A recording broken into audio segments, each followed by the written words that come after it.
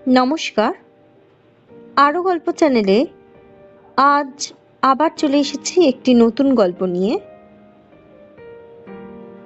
আজ আমি পড়ে শোনাব লেখিকা আশাপূর্ণা দেবীর গল্প অপরাধ। আমার এই গল্প পাঠ আপনাদের ভালো লাগলে চ্যানেলটাকে সাবস্ক্রাইব করে পাশে থাকা বেল বাটনটা ক্লিক করে দেবেন, যাতে আমি গল্প দেওয়ার সাথে সাথেই আপনাদের কাছে একটা নোটিফিকেশন চলে যায়। গল্প পাঠে আমি রিম্পা। শুরু করছি আশাপূর্ণা দেবীর লেখা গল্প অপরাধ। কাণ্ড দেখেছ? নীরেন কি লিখেছে? চায়ের পেয়ালাটা টেবিলে নামাইয়া দিয়া কল্যাণী বিস্মিত সুরে প্রশ্ন করে, নীরেন? রাঙা ঠাকুরপো সে আবার তোমাকে চিঠি লিখেছে নাকি? কি লিখেছে? যা লিখেছে তা পড়ে তো চোখে সর্ষে ফুল দেখছি। উমা, কেন গো? কি এমন লিখলো? আর কি লিখেছে? এখানে ওদের সাহিত্য সম্মিলনী নাকি ঘোড়ার ডিম হবে, তাই আসছেন। কিন্তু নিজেদের বাড়ি থাকতে পরের বাড়িতে থাকবেন কি দুঃখে, তাই দয়া করে এই গরিবের কুড়ে পদার্পণ করবেন। কল্যাণী পরেশের রাগের কারণ বুঝিয়াও হাসিয়া ফেলে। বলে, আপনার লোক আসবে সে তো আনন্দের কথা, এতে রাগ কেন তোমার? যাও যাও, বাজে বকো না। পরেশ চায়ের পেয়ালা তুলিয়া লইয়া আবার টেবিলে বসাইয়া দেয়। মাসের আজ 23 তারিখ, তা জানো নাকি জানো না? খুব জানি, হাড়ে হাড়ে জানি। তবে তা বলে কি হবে? আসবে বলেছে, বারণ করতে তো পারো না। কেন পারবো না? গরিবের অনেক কিছুই পারতে হয়। আমি লিখে দিচ্ছি সোজাসুজি। দল ছাড়া হয়ে এত দূরে থাকার চাইতে তোমারও খাঁটি কলকাতাতে থাকাই সুবিধে। ধ্যাৎ, তাই কখনো বলা যায়? ওর নিজের সুবিধা অসুবিধে না ভেবে কি আর লিখেছে? তাহলে বুঝতে পারবে তোমার ইচ্ছে নেই।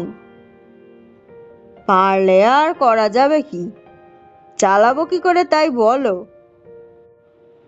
যদি আমাদের মতো অবস্থার লোক হতো আলাদা কথা ছিল।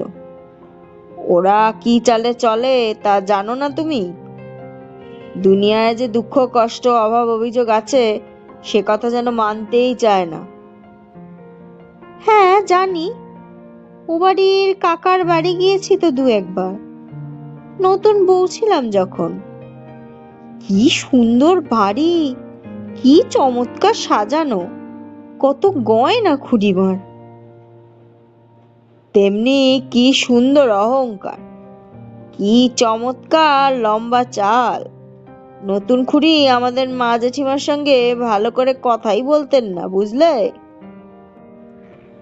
কল্যাণী হাসিয়া বলে, সেই রাগ আছে এখনো? রাগ মোটেই নয়, তবে মনে আছে এই পর্যন্ত। অবশ্যই নীরেন সুরেন বরাবরই ভালোবাসে আমাদের, কিন্তু ওই যা বললাম, দারিদ্র জিনিসটা কি সেটা জানে না বলেই বোধহয় নেহাত অবুঝ। আমাদের খাওয়া পড়া চালচলন দেখলে মিনিটে মিনিটে অবাক হবে, এই আর কি। কল্যাণী মিনিট খানেক চুপচাপ থাকিয়া বলে, কদিন থাকবে? কে জানে কদিন, তবে সপ্তাহখানেকের কম কি আর। এতক্ষণ পরে সর পড়িয়া যাওয়া ঠান্ডা চাটা তুলিয়া লইয়া এক নিঃশ্বাসে শেষ করিয়া ফেলে পরেশ। মুখ দেখিয়া মনে হয় নিমের পাচন গিলিয়াছে বুঝি। কল্যাণী খানিক পরে ঘুরিয়া আসিয়া আবার বলে, দেখো, বারণ করে দেওয়াটা কি ঠিক হবে? যতই হোক জ্ঞাতি, এই নিন্দেটুকু চিরদিন রয়ে যাবে। লোকলজ্জা বলে একটা কথা আছে তো। আছে তা পরে সে জানে না এমন নয়, কিন্তু নিজের পকেটের অবস্থা কল্পনা করিলেই যে হাত পা ঠান্ডা হয়ে আসে তার। মাসের শেষের 7-8টা দিন যে কিভাবে চলে একমাত্র ভগবান জানেন। কল্যাণী তো লোকলজ্জার দোহাই পড়িয়া নিজের বুদ্ধি বিবেচনার প্রমাণ দিল, কিন্তু বিবেচনার আরও একটা দিক কি নাই? পরে সে সারা মাসের সমগ্র সংসারের খরচ, নীরেনের 1 মাসের সিগারেটের খরচা হওয়াও বিচিত্র নয়, হয়তো আরো বেশি। তাহাকে ডাকিয়া আনিয়া 7 দিন চালানোই কি সোজা? কিছুটা অন্তত সৌষ্ঠব করিয়া চালানো। সৌষ্ঠব করিতে গেলে নিজেদের পরন পরিচ্ছদ, বিছানা বালিশ সবকিছুর উপরই সাময়িক একটু প্রলেপ লাগাইতেই হয়। অতিথির জন্য আহার আয়োজনে যেটুকু বৈচিত্র্য বা আড়ম্বর, অতিথির সঙ্গে সঙ্গে নিজেদেরও ভাগ পাইতে হয় তার। মাথার তেল, দাঁতের মাজন হইতে শুরু করিয়া চায়ের পেয়ালা পিরিচ পর্যন্ত সব কিছুরই উপর হইতে দারিদ্র্যের জীর্ণ বিবর্ণতা দূর করিতে গেলে কোথায় গিয়া ডুবিতে হয় তার কি হিসাব আছে? আর যদি দৈন্যের চরম রূপকে গোপন করার চেষ্টা মাত্র না করিয়া ভিক্ষুকের বেশে দাঁড়াও, তো সে আলাদা কথা। হয়তো করুণার বশে উপহারের ছদ্মবেশ পরাইয়া কিছু সাহায্য করিয়া যাইতেও পারেন নীরেন, কিন্তু কেন? চক্ষু লজ্জা জিনিসটা কি এত প্রবল পরাক্রমশালী? কল্যাণীর তাই মত। পরে সে যে একেবারে চোখের চামড়াহীন তাও তো নয়। অনেক ভাবিয়া চিন্তিয়াই সে এমন অভদ্রের মতো প্রস্তাবটা করিতে চাহিতেছিল, কিন্তু আর কিন্তু ঘণ্টাখানেক ধরিয়া অনেক খসড়া, অনেক মুসাবিদার পর লাঠি বজায় রাখিয়া সাপ মারা কৌশল সম্বলিত একখানা চিঠি খাড়া করিয়া কলমটি সবে নামাইয়া কল্যাণীকে ডাক দিয়াছে পরেশ। হঠাৎ উঠানের দরজার কাছে বহুদিন পূর্বে শ্রুত পরিচিত কণ্ঠটি বাজিয়া ওঠে। কই নতুন দা, খবর কি? বাড়িতে আহটাহ তো? মুহূর্তের মধ্যে চিঠিখানা বিছানার তলায় চালান করিয়া দিয়া বিবর্ণ মুখে হাসি টানিয়া আনিতে আনিতে পরেশ ঘরের বাহিরে আসিয়া দাঁড়ায়। আরে তুমি আজকেই এসে পড়লে যে! এই তোমাকে চিঠি লিখতে বসছিলাম। নীরেন পিছনের কুলিটার হাতে খুচরা গনিয়া পয়সা দিতে দিতে সহাস্যে বলে, কি লিখছিলে? ভাষা যদিও তুমি আসিবে শুনিয়া যারপন্নায় আনন্দিত হইলাম, কিন্তু ইত্যাদি। অতএব কুলিবাহিত চকচকে চামড়ার সুটকেসটা এবং নীরেনের গায়ের ঝকঝকে গরদের পাঞ্জাবিটার পানে চকিত দৃষ্টি ফেলিয়া পরেশ হো হো শব্দে হাসিয়া ওঠে। তা কেন, সোজাসুজি বলেই দিচ্ছিলাম। এসো না হে ভায়া, আমার এখানে জায়গা হবে না। তোমার বৌদি আবার নিজেদের নিভৃত কুঞ্জে বাইরের লোকের ভিড় পছন্দ করেন না কিনা। যে সুরে বলা হয় কথাটা, তাতে অবশ্য সন্দেহ থাকে না যে নিতান্তই পরিহাস এটা।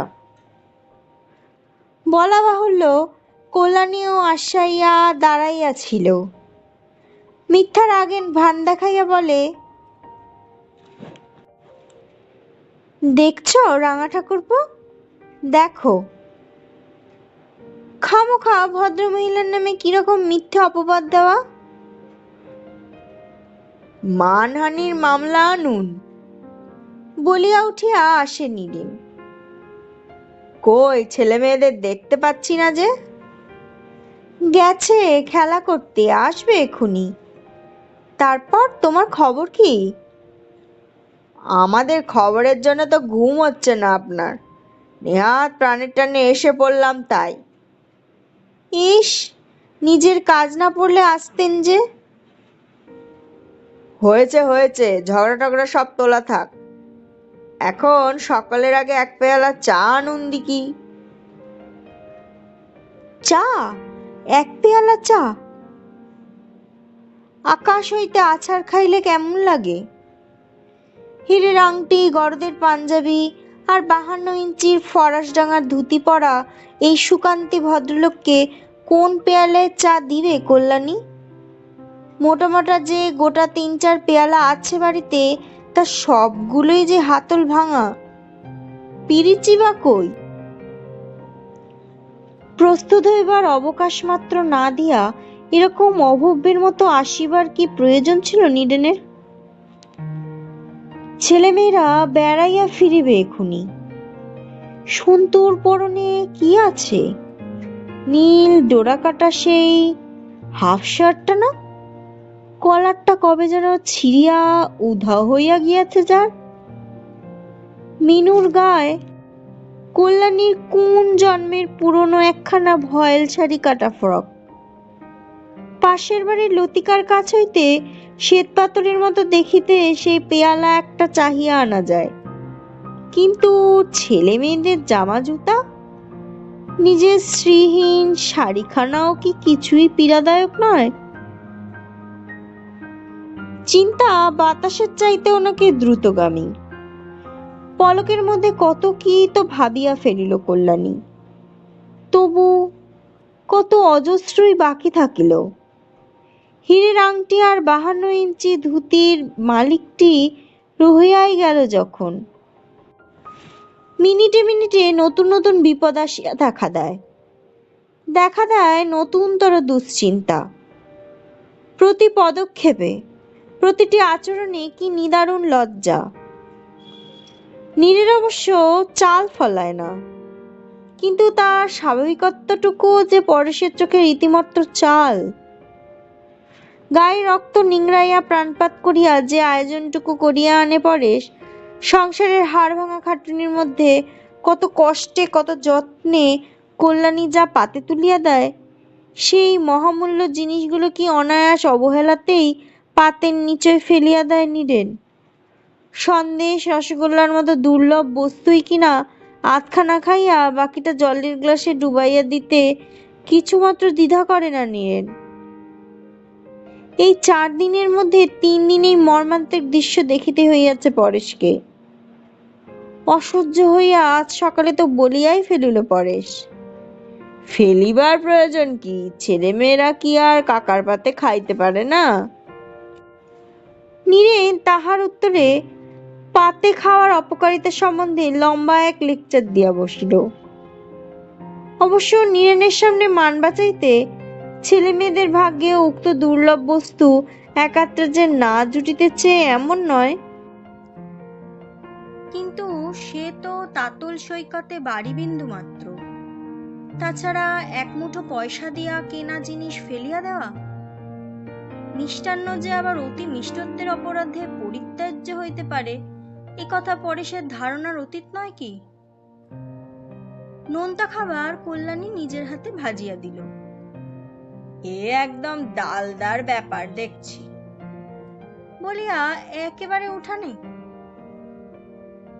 যতই হোক পশ্চিম হইতে আসিয়াছে নীরেন, কাজেই কলকাতা সবই ভেজাল মনে হয় তার কাছে।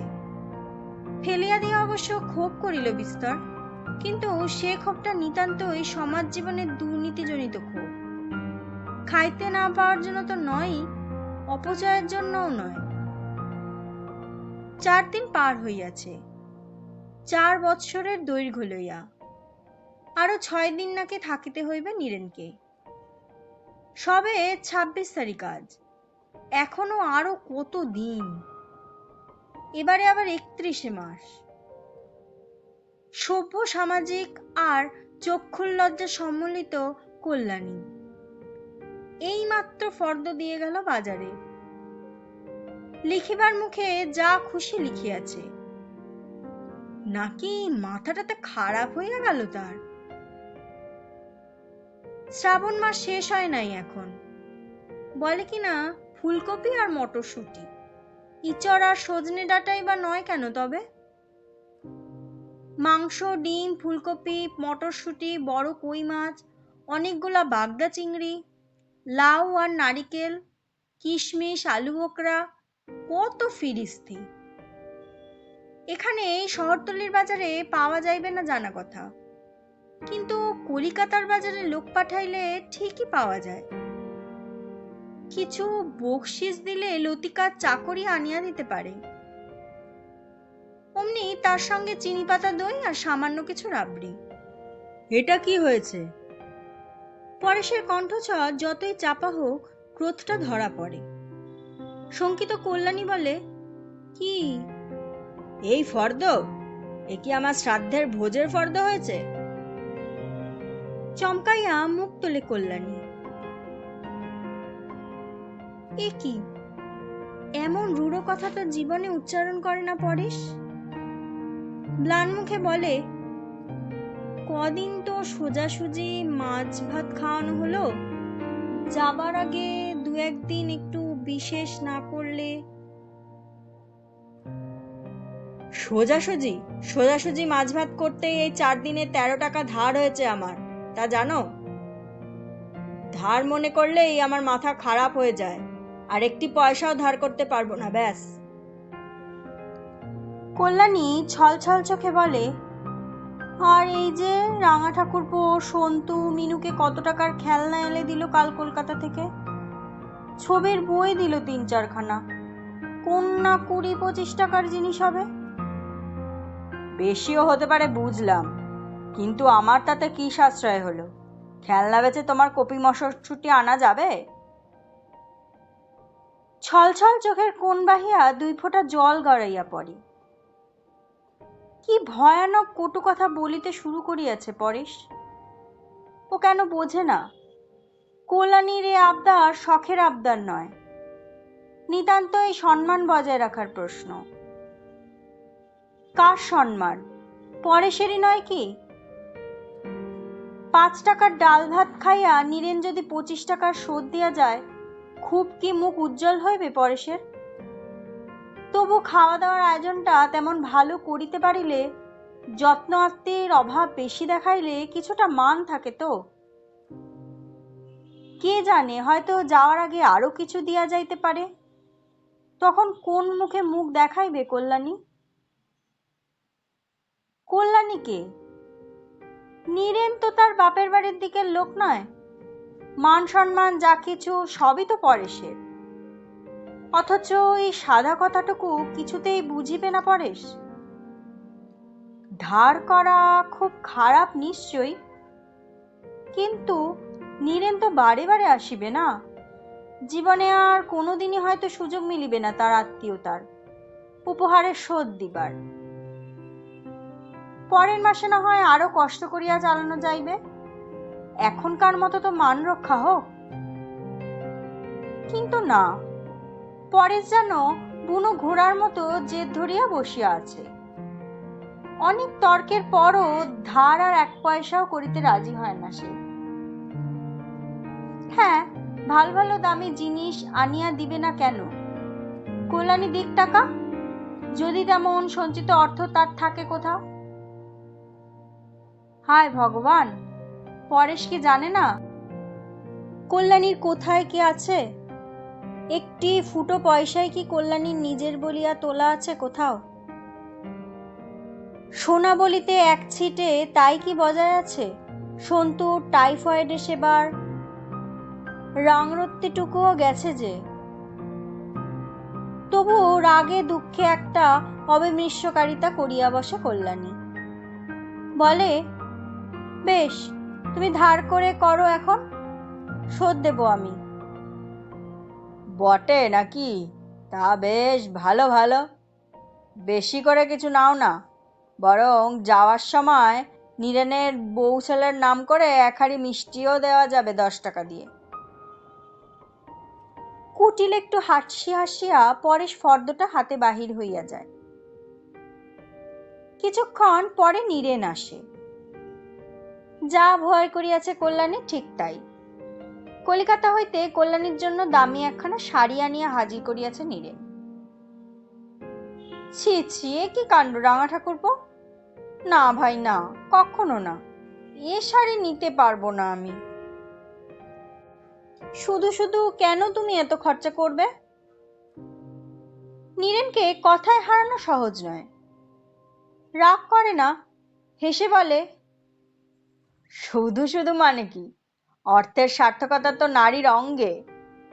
ধরুন এই টাকার যদি আমি ট্রাউজার করিয়ে আনতাম, তাকিয়ে দেখতো কেউ? আর শাড়ি কিনে শুধু নিজের চোখের সুখই নয়, পছন্দ তারিফটা উপরি পাওয়া। আচ্ছা বলুন, পছন্দ আছে কিনা আমার?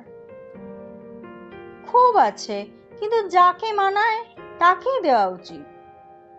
আমি কখন কোথায় বা যাচ্ছি, দামি শাড়ি নিয়ে করব কি? এ তুমি রাঙা বউয়ের জন্য নিয়ে যাও। আহা, তোমার রাঙা বউকে তো জীবনে একখানিও ভালো শাড়ি দিইনি। শত দুঃখেও হাসি পায় কল্যাণী। বলে, দেবেই তো, জীবন ভরি দেবে।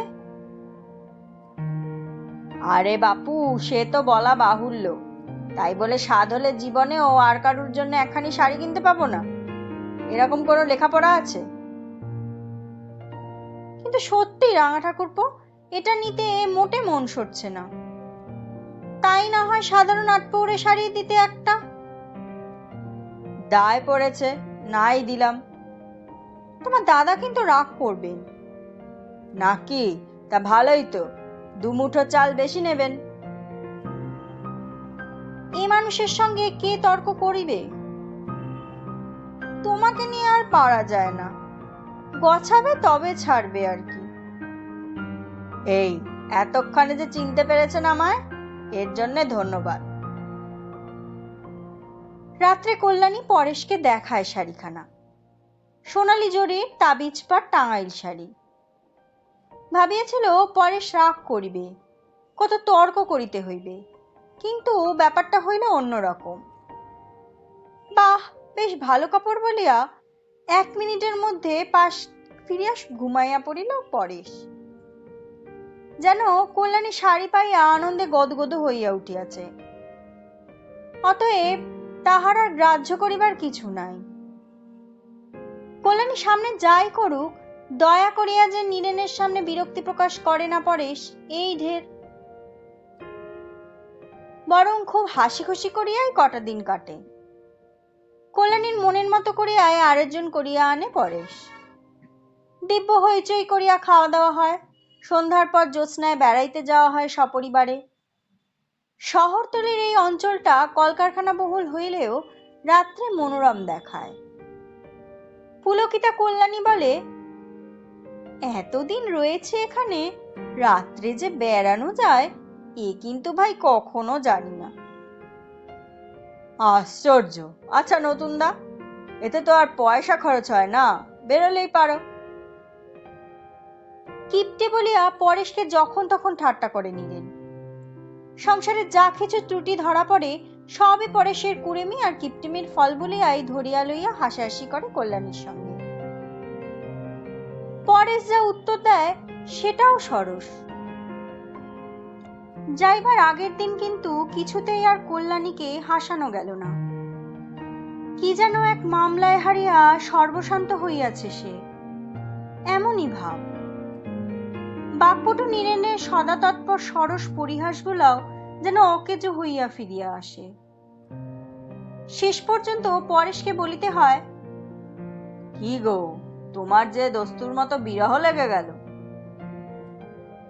পরিহাস বটে, তবু কিছু কি ঈর্ষা জড়ানো আছে? কিন্তু কথাটা কি নিতান্তই পরিহাসের? রুক্ষ একঘেয়ে জীবনে এতটুকু সরসতার প্রলেপটি কি কম মূল্যবান?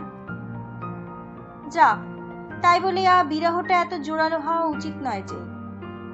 মানুষটা উপস্থিত থাকিতে থাকিতে এই বিরহের বাষ্পে কণ্ঠ রুদ্ধ হইয়া কথাই বন্ধ করিয়া দিবে, এটা যেন নিতান্তই বাড়াবাড়ি। একে মন খারাপ রহিয়াছে কল্যাণীর। পরদিন আবার ঘটিল একটা বিশ্রী ঘটনা। সোনার বোতাম শুদ্ধ সিল্কের শার্টটা পরশু না কবে যেন দালানের আলনায় রাখিয়াছিল নীরেন। এমন তো প্রতিদিনই রাখে। খোঁজ করিতে গিয়া দেখে জামা আছে, বোতাম নাই। অথচ ঝি চাকর বলিতে কিছুই নাই কল্যাণীর সংসারে। খোয়া গেল বোতাম জোড়াটা।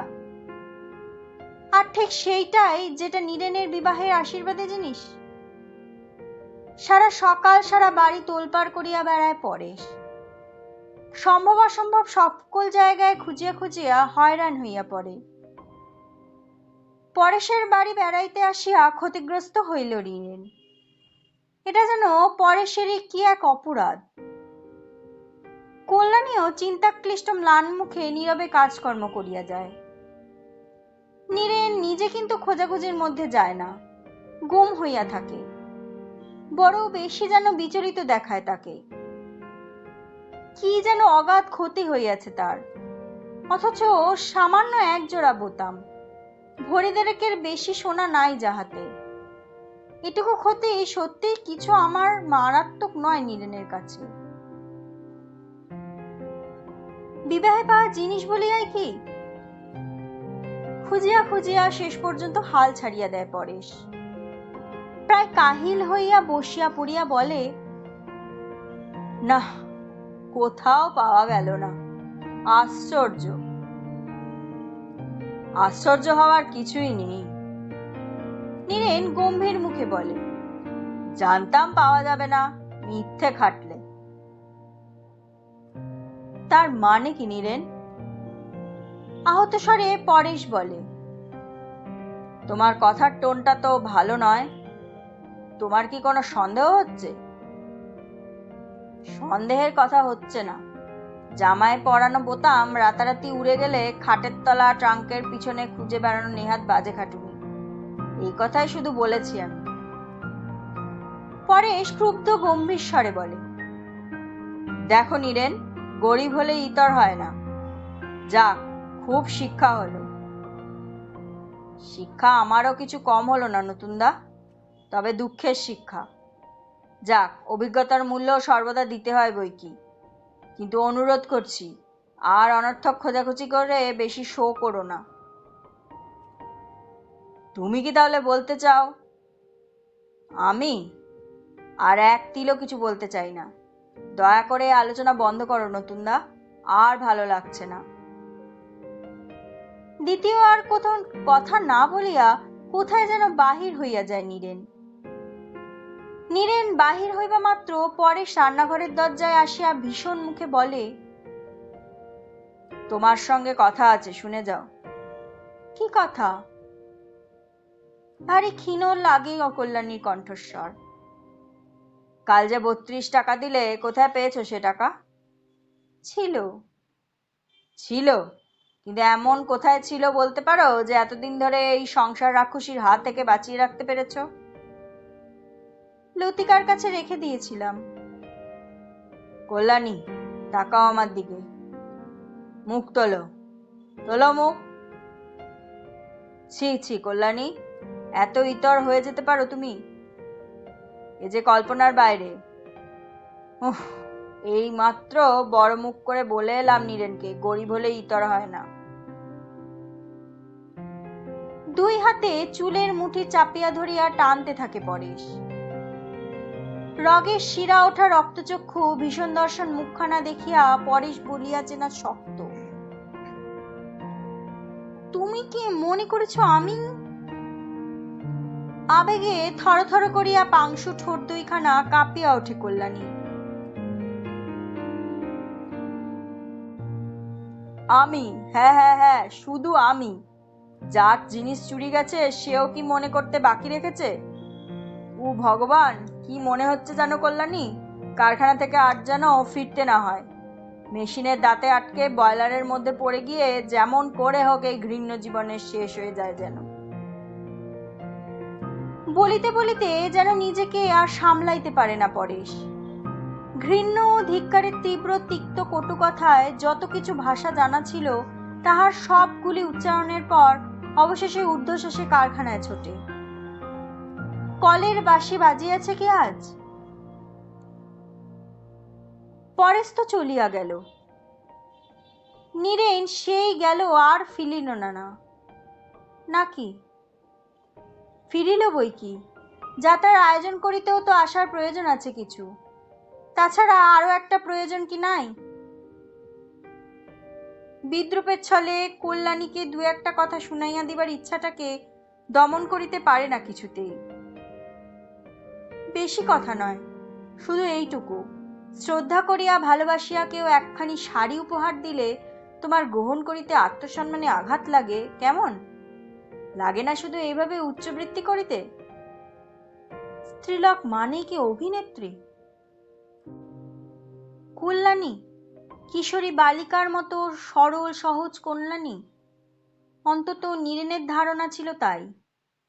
সেই কল্যাণী যেন আকাশ হইতে আছাড় মারিয়াছে নীরেনকে, চোখ বুজিয়া অস্বীকার করিবার পথ রাখে নাই যে।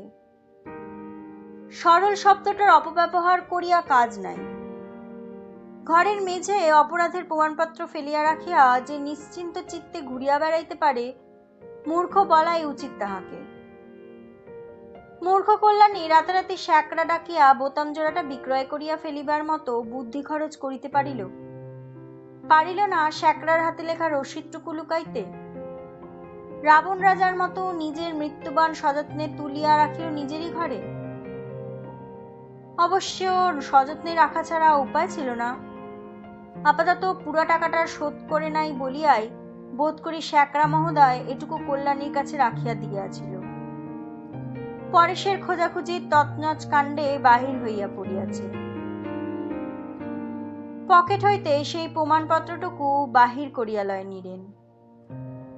কিছু না, কেবলমাত্র কাগজটুকু কল্যাণীর সামনে মেলিয়া ধরিয়া প্রশ্ন করিবে, এ বস্তুটা কি? দেখা যাক কল্যাণীর দিক হইতে বলিবার মতো কি আছে। জিভের আগায় কয়েকটা শ্লেষ মিশ্রিত কঠিন ভাষা সাজাইয়া লইয়া রান্নাঘরের সামনে আসিয়া দাঁড়ায় নীরেন। দাঁড়ায় না দাঁড়াইয়া পড়ে? কই সেসব কথা কই? অতি বাক্পটু নীরেনের বাক্যহরণ করিয়া লইল কে? শুনাইয়া দিবার মতো তীক্ষ্ণ ভাষা দূরে থাক, ডাকিবার মতো কণ্ঠস্বরও থাকে না যে। ঘরের বাহিরে দাঁড়াইয়া অমন নিষ্পলক দৃষ্টিতে তাকাইয়া থাকে কেন ঘরের ভিতরে অবস্থিত ব্যক্তিটির মুখপানে? কি আছে সে মুখে? লজ্জা, অপমান, ভয়? হয়তো তাই, কিন্তু শুধুই কি তাই? মুখের ভাষা পাঠ করিবার মতো বিদ্যা আছে নীরেনের? না থাকিলে অতক্ষণ নির্নিমেষ দৃষ্টিতে চাহিয়া থাকে কেন? চাহিয়া চাহিয়া একসময় হঠাৎ হেঁট হইয়া একটি প্রণাম রাখে দরজার বাইরে। জ্বলন্ত উনানের সামনে বসে আছে কল্যাণী। এ পাশ হইতে মুখের অর্ধাংশটুকুই দেখিতে পাওয়া যাইতেছে মাত্র। অর্ধাংশই বা কোথায়? আগুনের আভায় আলো ছায়ার খেলা। বিশীর্ণ গালের একটু কোণ, চোয়ালের হাড়ের একটা কঠিন রেখা, একটি মাত্র অবনমিত আখি পল্লব, রগের কাজ ঘেঁষা উড়ন্ত কয়গাছি রুক্ষ কেশ, এইটুকু। ইহার উপরে কি লেখা রহিয়াছে কল্যাণীর সারা জীবনের ব্যর্থতার ইতিহাস, ধ্বংসের ইতিহাস? আঁকা রহিয়াছে নিরুপায় মনুষ্যত্বের গ্লানি? নীরেন পাঠোদ্ধার করিয়াছে সেই প্রস্তরীভূত অনুক্ত কাহিনীর। কিন্তু করিলেই বা কি? সভ্য সামাজিক মানুষ মাত্রই নিরুপায় নয়। নীরেনেরই কি উপায় আছে সেটুকু জানাইয়া যাইবার? যেমন নিঃশব্দে আসিয়াছিল তেমনি নিঃশব্দে বাহির হইয়া যায় নীরেন, সুটকেসটা নিজের হাতে লইয়া। কুলি ডাকিয়া হইচই করিতে ইচ্ছা হয় না যেন। শুনেছ কাণ্ড, নীরেন কি বলে গেল? কারখানা হইতে হৈ হৈ করিয়া বাড়ি ফেরে পরেশ। কল্যাণীকে ডাকিয়া বলে, আরে শোনো না ছাই, দেখেছ বড়লোকের বড় কাণ্ড। জামার ইনসাইড পকেটে বোতাম পুড়ে রেখে বাবুর রব তুলি দিলেন, চুরি গিয়াছে। আরে বাবা, ঝি নেই চাকর নেই বাড়িতে, চুরি অমনি গেলেই হলো? নেহাত আমি ভালো মানুষ, তাই এ যাত্রা তোড়ে গেলেন বাছাধন। অনরকের পাল্লায় পড়লে আজ লাঠালাঠি হয়ে যেত। ও বেশি মিথ্যে বলবো না, ক্ষমাও চেয়ে গেল বিস্তর। স্টেশনে যাওয়ার আগে দেখা করে গেল কিনা কারখানায় গিয়ে। সকালবেলার সেই সন্দেহের ভাবটা প্রকাশ করার দরুন খুবই মুষড়ে গেছে দেখলাম। বারবার করে ক্ষমা চেয়ে গেল, জুতো মেরে গরুদান আর কি। আপন খেয়ালে বকিয়া যায় পরেশ। কল্যাণীর নীরবতা লক্ষ্যই করে না, কিংবা ইচ্ছা করিয়াই করে না। নিজের কঠিন ব্যবহারের স্মৃতি ভুলাইয়া দিতে চায়। কতগুলো মুখের কথা কহিয়া লক্ষ্য করিলে দেখিতে পাইত, কিন্তু কি জানি পাইত কিনা। দেখিবার চোখ সকলের থাকে কি? সকলের ক্ষমতা থাকে মুখের ভাষা পাঠ করিবার?